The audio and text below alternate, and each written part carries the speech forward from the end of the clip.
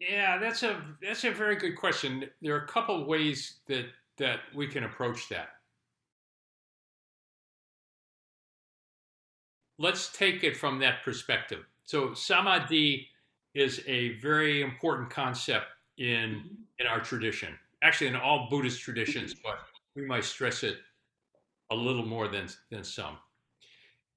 In samadhi, uh, we use the Sanskrit term mhm, because there's no good translation in English.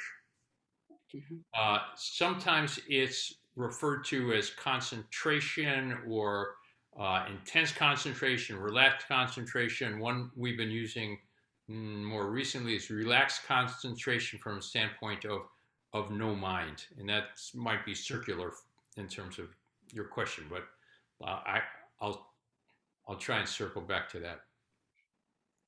Uh, another another way of describing it is absorption. So when you are mhm, concentrating so fully in something on something that you lose the distinction between you and it. Okay, mhm, that's in some ways a real Zen experience. So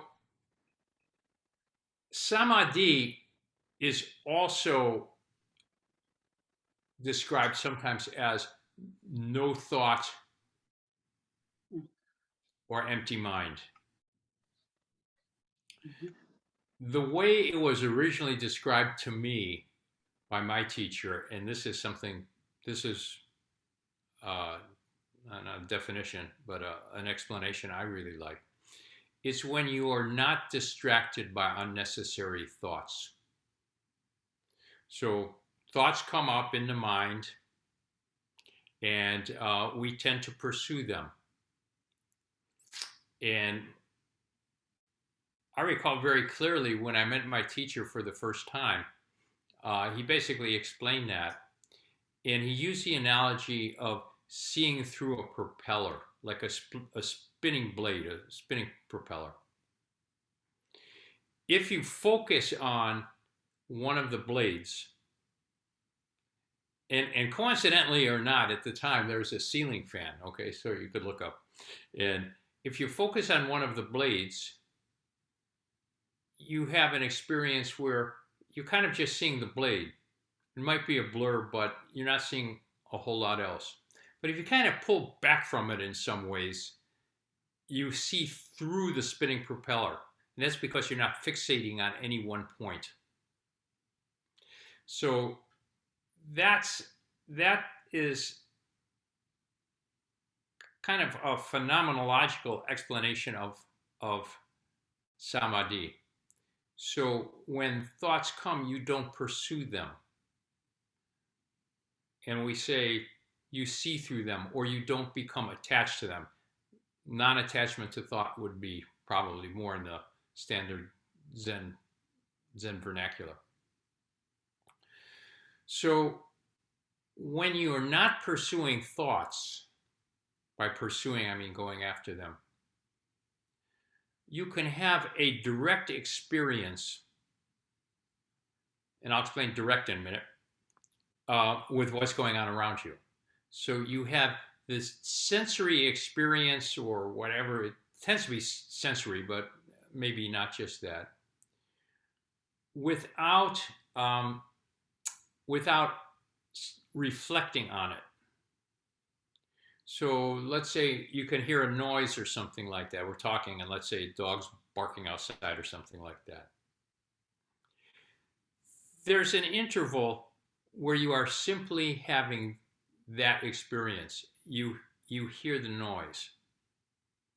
Okay? You can say that's empty mind or that's no mind. But once you start thinking, oh, what what kind of breed is it? Is that my dog? Is my neighbor's dog? Uh, did I forget to feed my dog today? And what about that time I was bitten by a dog? And so on and so forth. A chain of associations comes up from that sensory experience, and it gets you away from it, gets you away from the sensation. Um,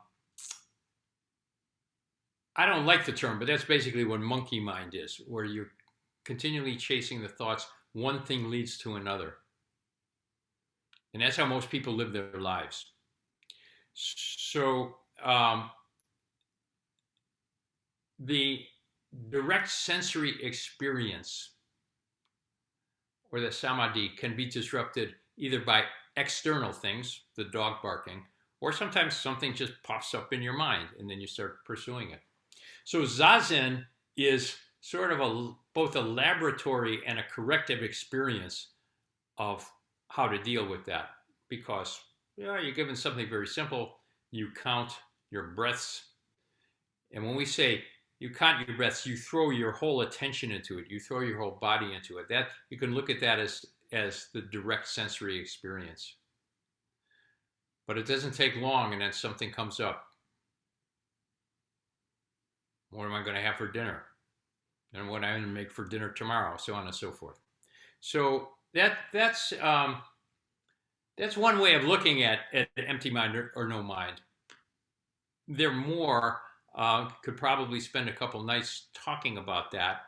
And if you want to back channel me at some point, we could go into that. But I like to think of it in terms of samadhi, and that's what it is.